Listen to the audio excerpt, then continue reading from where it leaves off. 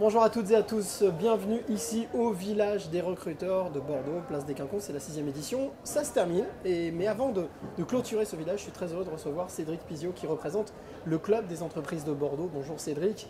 Bonjour. Première question, si vous êtes ici présent au village, c'est pour quelle raison?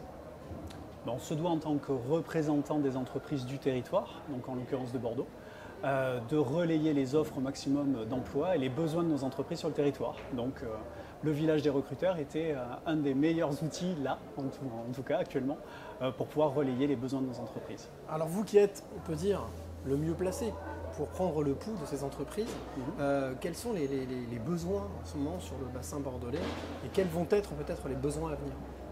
Alors maintenant, les besoins sont riches et variés. Voilà. On avait vraiment des métiers en tension il y a quelques années.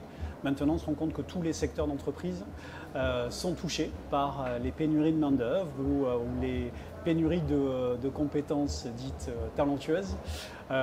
Donc, tous les moyens sont bons pour aller à la pêche, justement, aux talents et aux personnes qui pourraient se retrouver en adéquation entre leur volonté professionnelle et ce qu'offrent nos entreprises sur le territoire. Alors quand vous connaissez bien les entreprises, vous êtes vous-même entrepreneur, pour celles et ceux qui nous regardent et qui sont peut-être entrepreneuses ou entrepreneurs, quels sont, on va dire, les deux, trois petits conseils que vous les donneriez justement pour bien recruter, mieux recruter ou recruter plus en adéquation avec ce qu'ils veulent faire?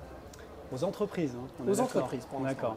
Donc les entreprises, bien se positionner sur la valeur entreprise. Donc on parle beaucoup de marque employeur maintenant. C'est quelles sont les valeurs de l'entreprise. Essayer de les véhiculer au maximum. Ça sera un premier point. Ensuite, un deuxième point, c'est bien travailler en amont nos besoins. C'est-à-dire la fiche de poste, ce n'est pas une option.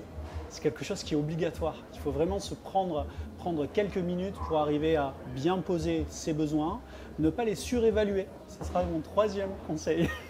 C'est être réellement en adéquation avec son besoin réel. Donc les valeurs de l'entreprise, avoir une fiche de poste adaptée et ne pas exiger forcément un bac plus 2, un bac plus 4, un bac plus 5 s'il n'y en a pas réellement besoin. Se poser les bonnes questions.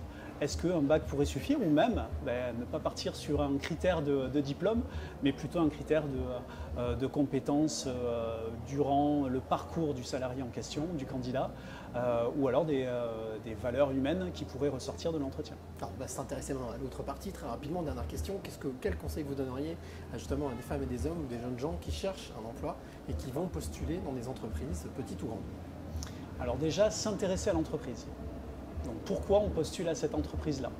Ne pas montrer que c'est forcément, même si c'est la réalité, que ce n'est pas forcément un job alimentaire.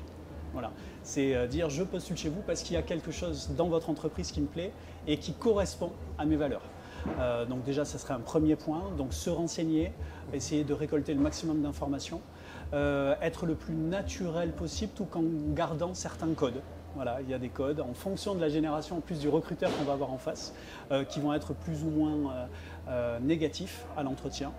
Donc posture plutôt correcte, tenue correcte. Voilà, on n'est pas en tenue de soirée, mais on est en tenue correcte.